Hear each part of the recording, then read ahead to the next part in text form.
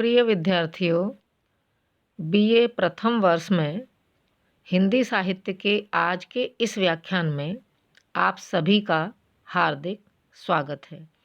यह जो तस्वीर आप देख रहे हैं, यह है प्रसिद्ध कवि कबीरदास जी की। कबीर या भगत कबीर 15वीं सदी के भारतीय रहस्यवादी कवि और संत थे। वे हिंदी साहित्य के भक्तिकालीन युग में ज्ञानाश्रयी निर्गुण शाखा की काव्यधारा के प्रवर्तक थे। आज हम इस व्याख्यान में कबीर और उनका ज्ञान विषय पर विस्तृत चर्चा करेंगे। जो लोग ज्ञान का आधार मात्र पुस्तकों को मानते हैं, उन्हें कबीर के पुस्तक विरोध से बड़ी परेशानी होती है। ऐसे लोग झट से कह देते हैं कि कबीर पढ़े लिखे नहीं थे, क्योंकि उन्होंने मस्य कागज छुआ ही नहीं था, और भला जो कलम कागज नहीं छुएगा वह पंडित कैसे होगा, यह भी एक प्रश्न है। इसे उलटकर भी पूछा जा सकता है कि क्या सभी मसी कागज छूने वाले पंडित होते हैं? उत्तर स्पष्ट व बेहिचक है, नहीं। किंतु यहाँ तो बात इतनी ही है कि क्या बिना मसी कागज छुए कोई पंडित हो सकता है? उत्तर है हाँ। विद्वान होने के लिए दोनों की ज़रूरत नहीं है। जब कागज नहीं था तब भी तो विद्वान होते थे। लोग ताड़, भोजपत्रों या चमड़े पर लिखते थे, किंतु इनकी मात्रा बहुत ही कम थी। अधिकतर लोग श्रुति का भरोसा करते थे, सुनने का, संगति का, आचरण का अभ्यास करते थे। लेखन कला भी तो बाद की, इसलिए एक ऐसा भी युग रहा होगा जब कुछ भी लिखना असंभव रहा होगा। फिर भी लोग विद्वान होते थे। आज भी ऐसे व्यक्ति मिल जाते हैं जो गूंगे, बहरे और अंधे भी हैं, किंतु वे विद्वान हैं। हेलन कलन का नाम प्रसिद्ध है। उनके लिए लिखने पढ़ने के अलग साधन बने। निश्चय ही ये साधन इतने नहीं रहे होंगे जितने से एक आदमी विद्वान बन सके, क्योंकि आधुनिक विद्वता हजारों किताबों, पत्र पत्रिकाओं और संगोष्ठियों आदि पर आधारित है। अब तो विद्या पर यंत्रों का भी अधिकार हो गया है। किताबें एक हद तक बेकार हो गई हैं। रेडियो, टीवी की शिक्षा बिल्कुल ही मौखिक है। बहुत सी विद्या टेप में बंद रहती है, समय पर निकाली जाती है। कबीर कभी नहीं कहते कि वे पढ़े लिखे नहीं थे। उनका कहना था, मस कागज छुओ नहीं, कलम गही नहीं हाथ, चारों जुग को महात्मा कबीर मुखें जनाई बात। इसका तो इतना ही मतलब है कि कबीर के वचन लिखित नहीं थे, नहीं मौखिक हैं। यही बात सूरसागर के बारे में भी प्रचलित है। सूरदास ने शायद ही लिखा पढ़ा हो, ऐसा कहा जाता है, क्योंकि संभवतः वे जन्मांध थे। अनेक जन्मांध उच्च कोटि के कवि, दार्शनिक और संगीतज्ञ आदि हुए हैं, किंतु कबीर तो लगता है संपूर्ण विद्या के विरोध हैं। विद्या न पढ़ऊं बाद नहीं जानूं। विद्या का अर्थ है माया। माया में रमा व्यक्ति ही विद्या पढ़ता है। माया के दो भेदों में एक विद्या माया भी है। फिर संत विद्या क्यों पढ़ने लगे? इस संदर्भ में स्वयं कबीर ने पौराणिक भक्त प्रहलाद की जो है चर्चा की है। शाला में प्रहलाद ने कहा, मैं केवल राम नाम पढ़ूंगा, मुझे और कुछ नहीं पढ़ना। गुरुजी, आप मुझे आलजाल क्यों पढ़ाते हैं? मेरी पटिया पर केवल श्री गोपाल लिख दीजिए। इसलिए कि राम नाम के अतिरिक्त सारी विद्या व्यर्थ है। पंडित और काजी के पढ़ते जाने कितने दिन बीत गए, किंतु कुछ नहीं हुआ। होता भी कैसे? तोते के रटने से उसे ज्ञान नहीं होता। इसलिए कबीर कहते हैं, पुस्तक छोड़ो, पोथी पढ़ पढ़ कर लोग मर गए, कोई पंडित नहीं हुआ। पंडित होने के लिए एक अक्षर का ज्ञान काफ़ी है। राम में 2 अक्षर हैं, इनमें केवल र के ज्ञान से भी काम चल सकता है। शंकराचार्य ने बहुत लिखा, किंतु आधा श्लोक ही महत्वपूर्ण है। ब्रह्म सत्य है, जगत मिथ्या है, जीव और ब्रह्म में अभेद है। स्वयं शंकर शब्दों को जंगल कहते थे। इस जंगल में चित्त भटक रहा है। यह तब की बात है जब छापाखाना नहीं था, गद्य का भी विकास पूरी तरह से नहीं हुआ था। आज के कागज की छपाई देखकर ये संत लोग पता नहीं क्या कहते। ध्यान संप्रदाय मौन को ही भाषा कहता है। उपनिषदों में भी प्रवचन और मेधा को तत्व प्राप्ति का साधन नहीं मानती है। कालिदास अंतःकरण को ही प्रमाण मानते हैं। भारतीय परंपरा समास वाली है। कम से कम शब्द, अधिक से अधिक अर्थ दोनों लोहों से टकराकर तो एक बार होती है, किंतु उसकी ध्वनि देर और दूर तक फैलती है। कबीर सतगुरु के शब्दों द्वारा वैसी ही ध्वनि उत्पन्न करना चाहते हैं, इसलिए वे केवल गुरु के शब्दों को महत्व देते हैं। वेद भी शब्द प्रधान है, संत भी शब्द प्रधान है।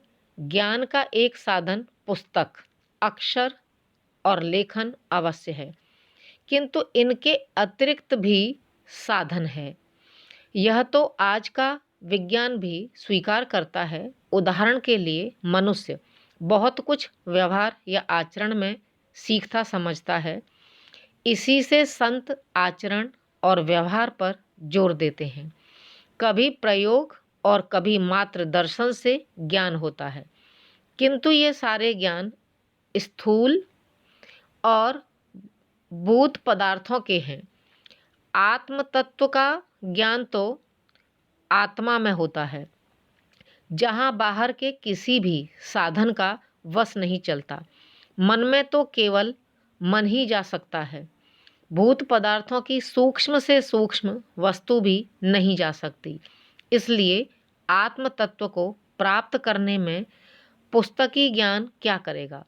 पुस्तकें तो बाहरी वस्तुओं को बताएंगी, अधिक हुआ तो भीतर की कुछ प्रक्रियाओं की ओर संकेत कर सकती हैं, किंतु पूर्ण पता तो जाने वाले को ही लगेगा। लग गया तो यह वह बता नहीं सकता। गूंगे के समान केवल वह तो मुस्करा ही सकता है। संत की साधना निजी अनुभूति है। व्यक्ति मन की यौगिक प्रक्रिया है। मन एक जगह स्थिर होता है। शरीर में रहने वाले चक्र कुंडलिनी का जागरण है। आज्ञा चक्र, फिर उसे भी पार कर ध्यान को केंद्रित करना है। प्रभु के प्रति पूर्ण समर्पण है। इस कार्य में शास्त्र कोई सहायता नहीं करते। योग शास्त्र उपाय तो बताता है, लेकिन उपाय करता नहीं। उपाय करना साधक धर्म है। शास्त्रों का काम बाह्य व्यापार बताना है। अंतर के संसार को स्वयं पाना होगा। एक बात और, अत्यंत प्रेम के कारण माता बच्चे की भूख को समझ जाती है। भूखे बच्चे की याद से उसके स्तनों से दूध स्वयं बहने लगता है। अनेक पशुओं को प्रकृति परिवर्तन का पूर्वाभास हो जाता है। अनेक बार हम दूर स्थित प्रिय की सही स्थिति का स्वप्न देखते हैं। युगल प्रेमी एक दूसरे की भावनाओं को समझ लेते हैं। जाने कितने ही कार्य हैं जिन्हें हम बिना प्रत्यक्ष हुए केवल अपनी रागात्मिका वृत्ति से जान जाते हैं। ऐसी ही स्थिति ज्ञान की है। आखिर दो अज्ञानियों में अंतर का क्या कारण है? एक साथ जन्मे बड़े पड़े बालकों में बुद्धि भेद के साथ ही ज्ञान भेद भी होता है। निश्चय ही इसका कारण बाह्य नहीं, आंतरिक है। प्रतिभा, बुद्धि की तीक्ष्णता, विचार एवं कलादि अभिरुचि भी बाह्य की अपेक्षा आंतरिक है। बाह्य तो सबका प्राय एक सा है, अंतर तो भीतर में है। इसी आंतरिक शक्ति के सहारे योगी ज्ञान प्राप्त करता है। यौगिक क्रियाओं और प्रभु की आराधना द्वारा प्राप्त कृपा से आंतरिक शक्ति का विकास होता है। बिना पढ़े ही सब समझने की क्षमता हो जाती है। कृष्ण ने अर्जुन को दिव्य चक्षु दिया था। विराट को देखो। व्यास ने संजय को दिव्य चक्षु दिया। महाभारत को देखो, देखकर धृतराष्ट्र को बताओ। प्रत्यक्ष दो आंखें तो संसार को देखने के लिए हैं, बाह्य देखने के लिए हैं, किंतु तीसरी आंख दिव्य चक्षु दुनिया को समझने के लिए है, दुनिया को जानने के लिए है।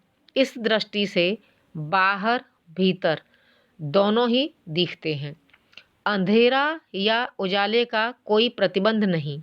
किसी भी समय कुछ भी देखो, सब दिखेगा। मूलाधार चक्र के मनन से अनेक लाभों से सर्वज्ञता लाभ भी है। बुद्धि तीव्र होती है। साधक अपरिचित विधाओं का रहस्य ज्ञान प्राप्त कर लेता है। हवा में उड़ने की शक्ति आ जाती है। योग द्वारा अनेक प्रकार की सिद्धियों की प्राप्ति की बात की जाती है। संत मानते हैं कि समस्त सृष्टि का आधार परमात्मा है, साधना का उद्देश्य है। परमात्मा जो है एक तत्व से तदाकारिता, परमात्म तत्व से तदाकारिता, तदाकारिता के बाद योगी को भी सारी परम जो शक्तियां हैं वो प्राप्त हो जाती हैं। यह बात नित्य के व्यवहार में भी देखी जाती है कि जिस बात को अनेक लोग सिद्धांतों की किताबों से जान पाते हैं, उसे बहुत से लोग सामान्य व्यवहार से जानते और समझते हैं। हजारों लोकगीत, लोक महाकाव्य, दवाएं, कानून, कृषि संबंधी निश्चय, ज्योतिष एवं विज्ञान की बातें मौखिक परंपरा में चली आ रही हैं। अनेक तो हमारे जीवन का इतना अधिक अंग बन गई हैं कि हम उनकी वैज्ञानिकता भूल गए हैं। किंतु संत तो किताब को न केवल अनावश्यक समझते हैं, बल्कि किताबों के विरोधी भी हैं। इसलिए वे पुस्तक को बहा देने की बात करते हैं। संत विवाद से बचते हैं। आत्म तत्व बोध वस्तु है, तर्क द्वारा समझाने की चीज नहीं है। बोलने से तत्व नष्ट हो जाता है। बोलत बोलत तत्व नसाई। पढ़ना एक सीधी प्रक्रिया है, किंतु आत्म तत्व को तो दुनिया से उलटकर देखा जा सकता है। ऐसे में पुस्तकें साधक नहीं, बाधक हैं। असल में आत्म तत्व का बोध क्रियाधीन न होकर कृपाधीन भी है। सारे साधन सहायक हैं, सब कुछ कर लीजिए, किंतु सद्गुरु या प्रभु की कृपा के बिना सब व्यर्थ है। प्रत्येक साधना कृपाधीन है। यह भी ध्यान रखना होगा कि आत्म तत्व की साधना अत्यंत निर्गुण निराकार की साधना है। आत्मा और शरीर में भेद है। आत्मा के अस्तित्व को नकारा जाता है, किंतु शरीर के अस्तित्व को कोई भी नहीं नकार सकता है। ऐसे विशुद्ध अनुभूति मूलक तत्व के साक्षात्कार में पुस्तकें क्या करेंगी। इसलिए गीता में भी वेद ज्ञान को गुणात्मक ज्ञान कहती है। यानी गीता जो है वो भी वेद को जो है ज्ञान को गुणात्मक ज्ञान कहती है। कृष्ण अर्जुन से कहते हैं, त्रिगुणात्मक वेद को छोड़ निर्गुण को उपासना यानी निर्गुण की उपासना करो। वेद बाद में रत व्यक्ति को ब्रह्म स्थित की प्राप्ति नहीं हो सकती। वेद कामना वाले हैं, स्वर्ग परक हैं। स्वर्ग के कामना वाले को आत्म तत्व का बोध नहीं हो सकता। आत्म तत्व तो कामनाहीन को ही प्राप्त हो सकता है। भागवत में वेदों के बारे में और स्पष्ट कहा गया है कि लौकिक व्यवहार के समान ही वैदिक व्यवहार भी सत्य नहीं है, क्योंकि वेद वाक्य भी अधिकतर ग्रह जनोचित यज्ञ विधि के विस्तार में व्यस्त हैं। राग द्वेषादि दोषों में रहित विशुद्ध तत्व ज्ञान की पूरी अभिव्यक्ति उनमें भी नहीं हुई है, जिसे ग्रस्थोचित यज्ञादि कर्मों से प्राप्त होने वाली स्वर्गादि सुख स्वप्न के समान हेय नहीं जान पड़ता। उसे तत्व ज्ञान कराने में साक्षात उपनिषद वाक्य भी समर्थ नहीं है। गीता ने केवल वेद कहा था। भागवत जो गीता के बाद की रचना है, उसने तत्व ज्ञान के लिए पूरे वैदिक वाङ्मय को व्यर्थ घोषित किया है। इसमें कोई आश्चर्य नहीं है। कबीर और भागवत दोनों ही भक्ति को द्रविड़ से आई बताते हैं। द्रविड़ भक्ति स्त्री रूप में नारद को मिली थी। ज्ञान और वैराग्य ये दो पुत्र भी उसके साथ थे, किंतु इनकी हालत खराब थी। ये कमजोरी के कारण चेतना शून्य थे। वृद्धावस्था के कारण इनसे उठा नहीं जा रहा था। नारद ने वेद ध्वनि, वेदांत घोष और बार बार गीता पाठ द्वारा उन्हें उठाना चाहा। इसमें उनमें हरकत तो हुई, किंतु वे पूर्णतः स्वस्थ नहीं हो सके। नारद परेशान हो गए।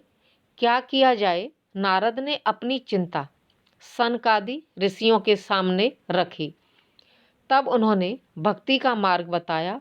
यह भक्ति वेदांत का ही सार है, किंतु वेद और वेदांत से भिन्न है।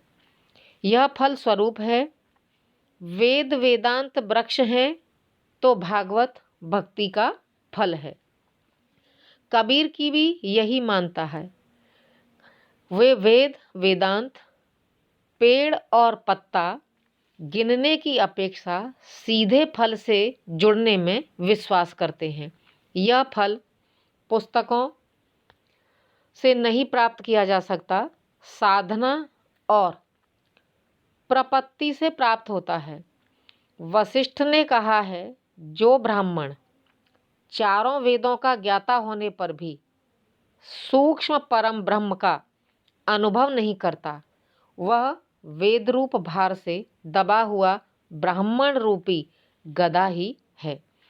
सभी स्टेशनों पर रुकने वाली गाड़ी भी दिल्ली ही पहुंचती है, किंतु शास्त्र कहता है कि कुछ स्टेशन जाने वाली, भटककर चलने वाली कैसे भी चलती रहे, पहुंचेगी वह दिल्ली ही। आकाश से गिरा सारा जल समुद्र में जाता है।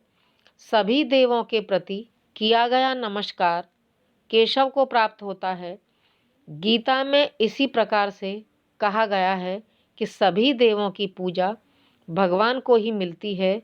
सभी देवों की पूजा का फल भगवान ही देते हैं। सामान्य गाड़ी स्टेशनों पर रुकती है, किंतु संत कबीर की गाड़ी सीधे प्रभु के पास पहुंचती है।